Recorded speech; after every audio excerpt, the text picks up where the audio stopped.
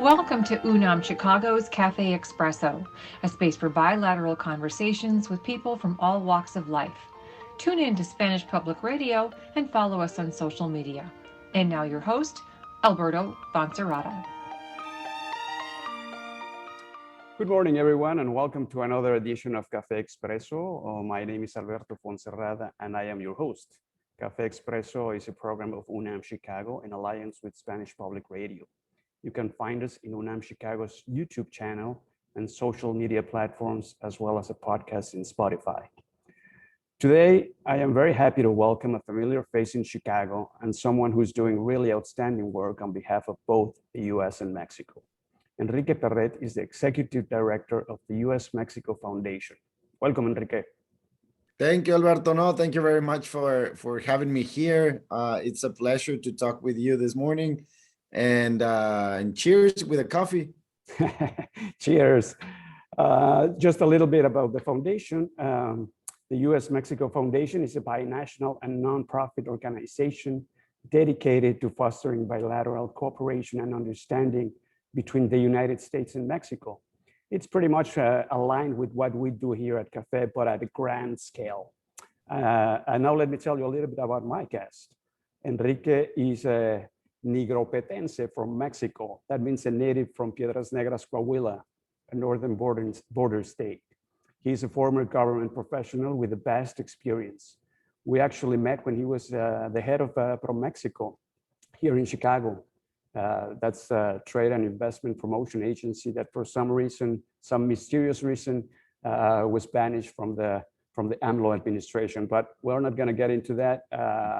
This is not a political program.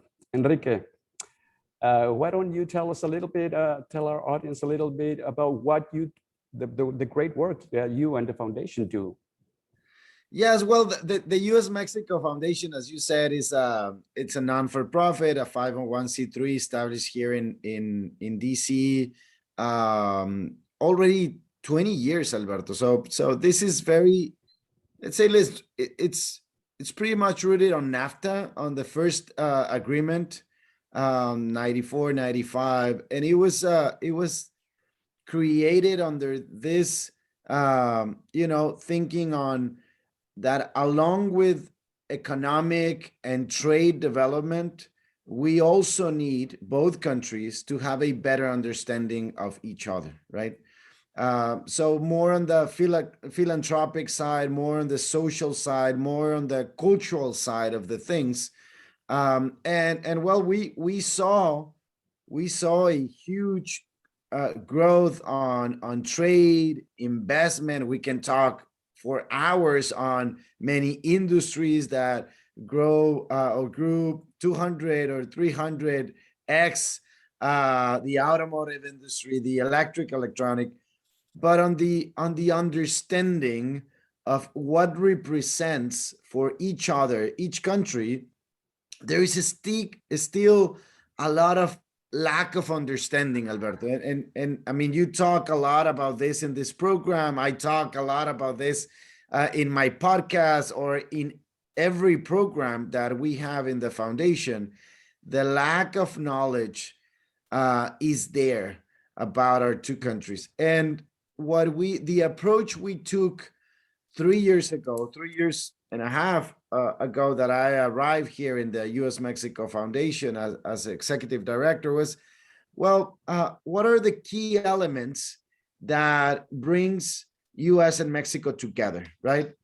And so we believe people is the first factor. Obviously, there are, as you know, 33 million of Mexicans and Mexican Americans living in the U.S., but there is also 1.5 million of Americans living in Mexico.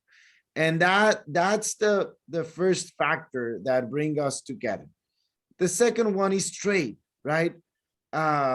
Because trade is made by people. It's still, executives communicating each day with, both sides, the American calling the Mexican, let's do this, let's invest in this, let's produce this good, let's trade this. So trade for us, it's the second most, the biggest factor in our relationship. And then, I mean, you have many other things like energy and migration as a whole, you know, programs like the guest worker programs or dreamers. And you have other factors right now for us, supply chains that are related with trade, but are specifics right now on what is happening between US and China and what is happening on the post-pandemic era. So we're working on those topics, Alberto, through different programs. Research, we do a lot of research as a think tank, as a research center. Public diplomacy, Alberto, that is something that unfortunately our two countries never had an institutional public diplomacy effort, right? You can see all the US Congress traveling to Israel or traveling to Spain or traveling even to China and Russia, and we don't have nothing institutional between our two countries on this public diplomacy effort. And the other thing, the other factor that I didn't mention is education, right? You are part of a the largest institution, public institution in Mexico, working in many cities around the world. But education is one of the biggest factor. You know, students traveling from Mexico to study some program in US, at the end, that connects the most that our two countries. And the same thing the other way around. US students going to Mexico for a short program or a large program, a master degree, you know, but unfortunately we are right now at our lowest. More US students are going to Costa Rica than to Mexico, right? And that's because many things. That's because some states in United States believe that Mexico is too close to have an international experience, right? If you are a student, 20 years old, 18 years old, and you have the opportunity to go abroad, maybe Mexico is too close. Let's go to Europe. Let's go to Asia, right? They take us for granted. Yes. They take us for granted, right? I can go to Mexico any summer to Cancun or Puerto Vallarta or Los Cabos, but that's the chip we need to change. Mexico will be the most important country for the US in the next decades, because the geopolitics, because demographics, because culture, because language, because many things. And I think the audience in US don't get it yet. Or I mean, not all of them, right? We share common goals with many people in the US and in Mexico. So that's what the U.S.-Mexico Foundation is all about. That's a very comprehensive view that you gave us, and I appreciate that. And I commend you for the work you guys do on behalf of Dreamers, especially. We have Dreamers in UNAM working for us too, and that's incredible work you do. And I want to give a shout out to our audience also about your podcast, 1954, that I recommend it highly, and we'll put it in our website so you can guys follow it. Enrique, 2022 marks a very important milestone in U.S.-Mexico relations as we celebrate the bicentennial of diplomatic relations. Without getting into too much controversy or anything, how do you see, what are the challenges and opportunities ahead for us? So one or two word program that we have, I think can explain this very well. The Allyshoring program.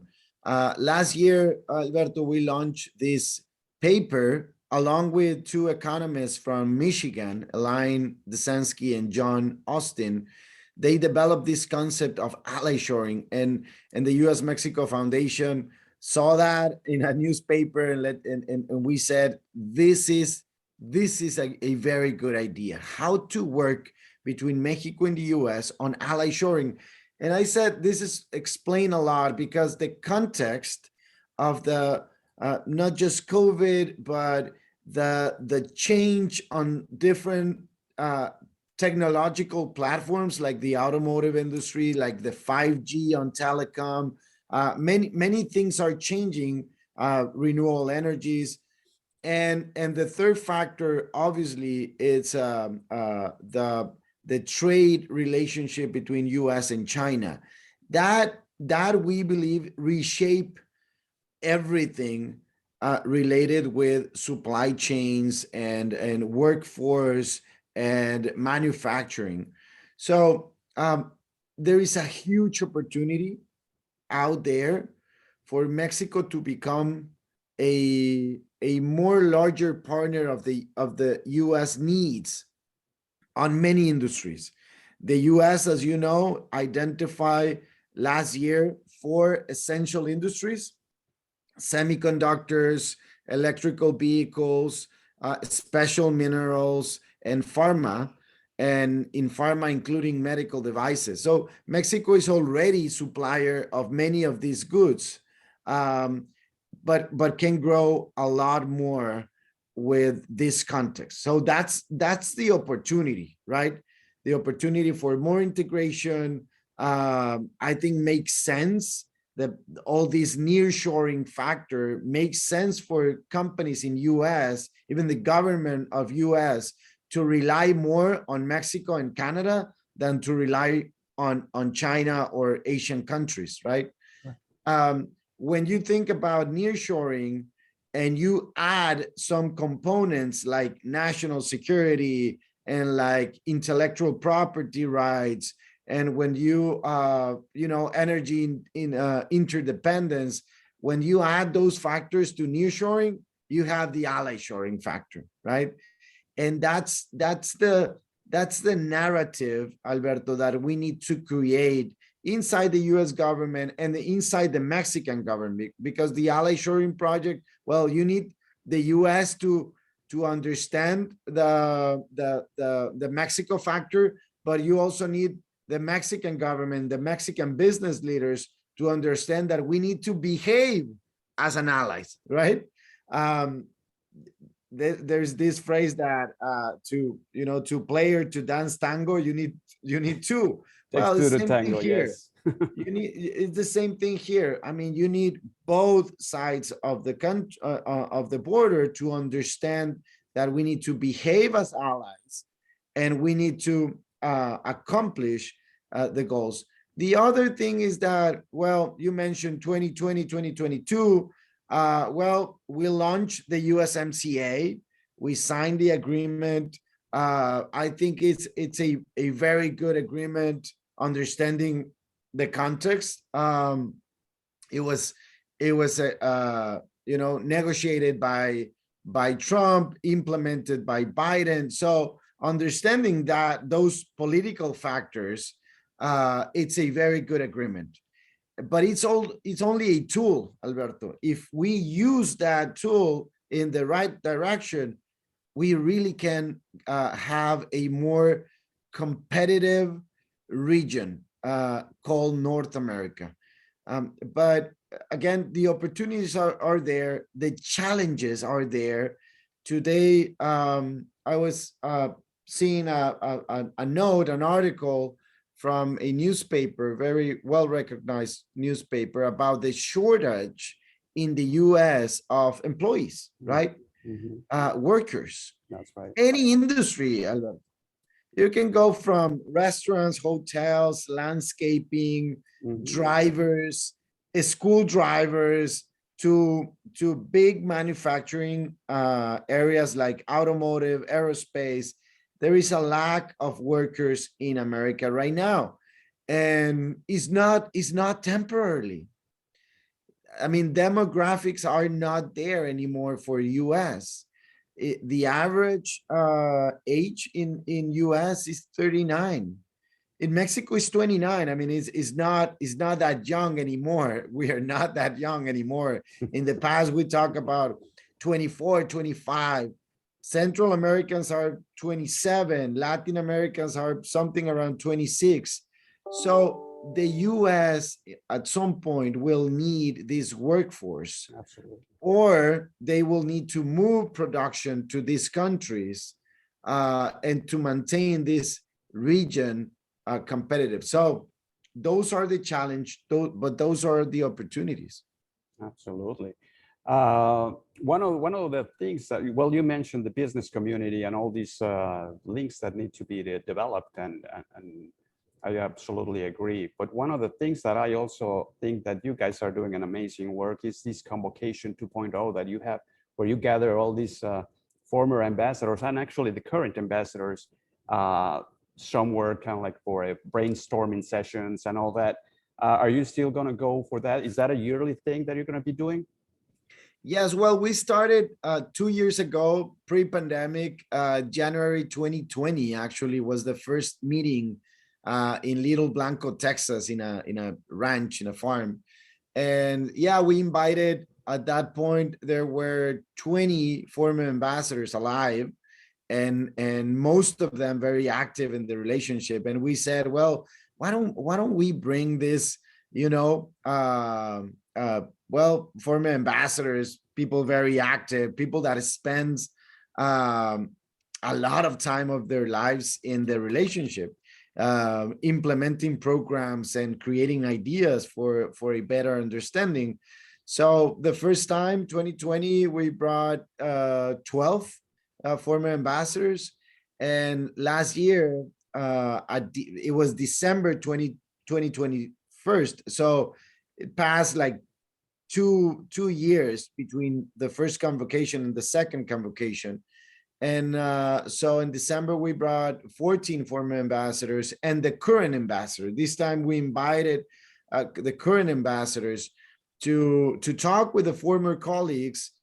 We also invited some CEOs from the relationship, and we invited 2 deans of 2 large universities, ASU and Tec de Monterrey. And we spent 3 days, talking about these topics, talking about education, migration. And the idea, Alberto, is to launch, to make public a document in the coming weeks, the recommendations from the former ambassadors to the relationship, not only to the governments, but also for the business community, also for the universities, how to create a better environment. So that's the next step. And yes, the idea is to bring them back together at the end of this year. We are in that process.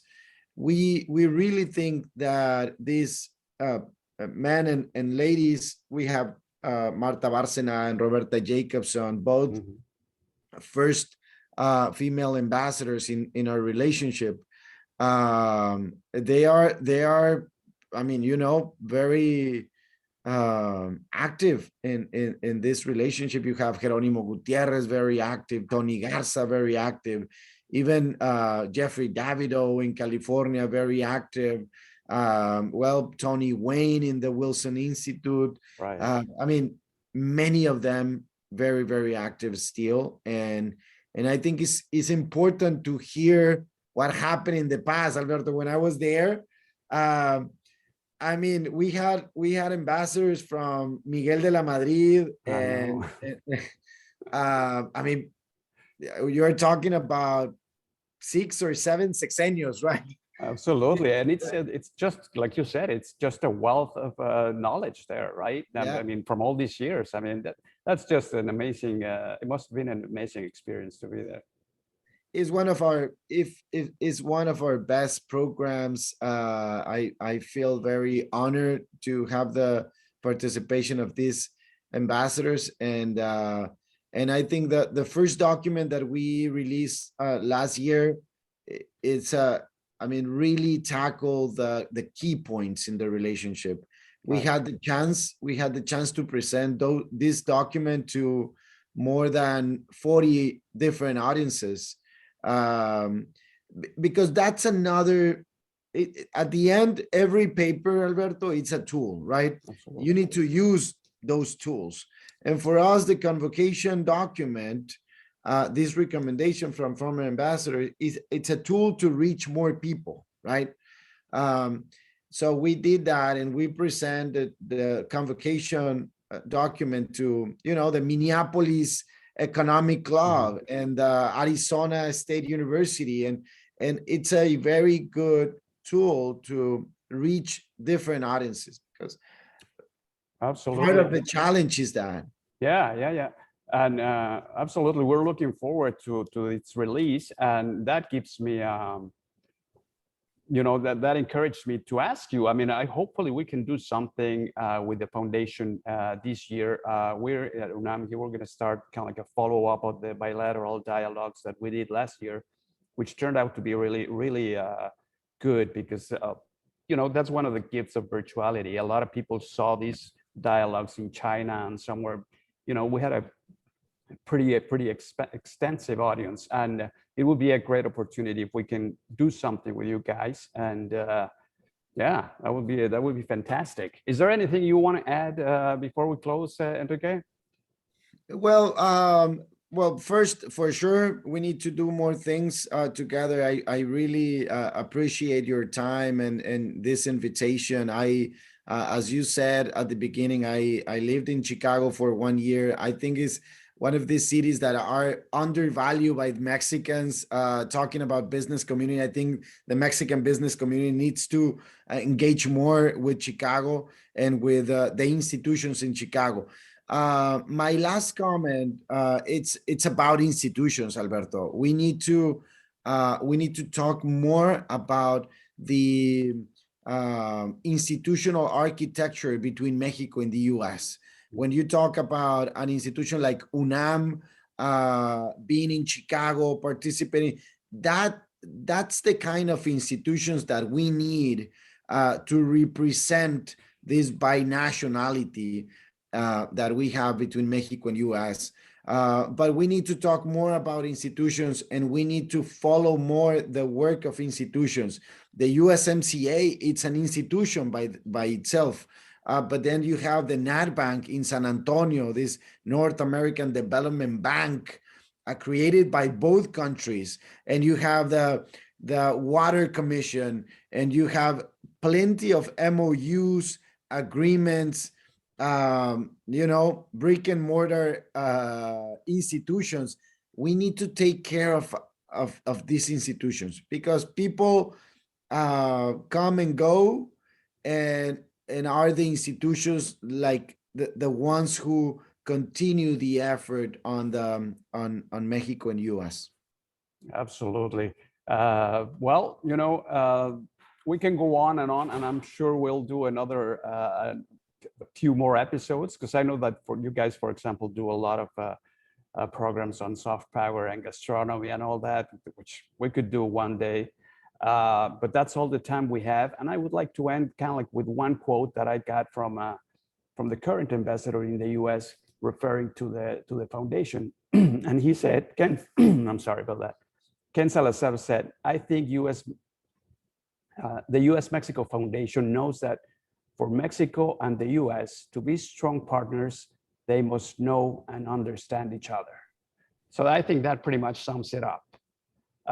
Enrique, thank you so much for the time. I'm sure we're going to be connected again. I know that you guys have had a lot of snow in DC.